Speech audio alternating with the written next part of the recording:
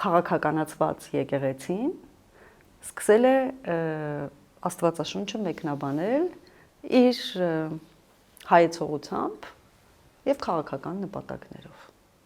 Այնինչ ամեն ինչ շատ պարզ է։ Մենք ունենք եկեղեցի, որը հայ ժողովրդի կյանքի ճակատագրի ընթացքում ամենավճռորոշ պահերին կամ ամենածանր պահերին կարողացել է պահպանել մեր ազգայինն ու մշակույթը եւ փոխանցել սերունդներին,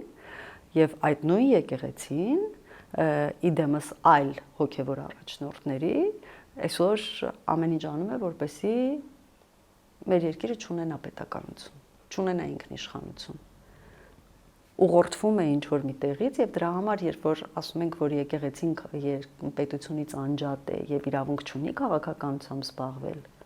այս դրա համար ենք ասում, որովհետեւ ամեն մեկն ունի իր առաքելությունը։ Կուսակցությունները ունեն իրենց առաքելությունը, քաղաքական գործընթացների մասնակից լինել։ Եկեղեցին պիտի դրա հետ որևէ կապ չունենա, եկեղեցին պիտի հոգևոր սնունդ տա, հա, իր ժողովրդին։ Բոլոր ինստիտուտները ունեն իրենց նպատակները, պարտականությունները, իրավունքները եւ դրանց շրջանակներից պիտի դուրս չգան։ Եվ այստեղ ամենավտանգավոր բանը հենց այդ էր։ Շեղվել սեփական առաքելությունից եւ մտնել քաղաքականություն։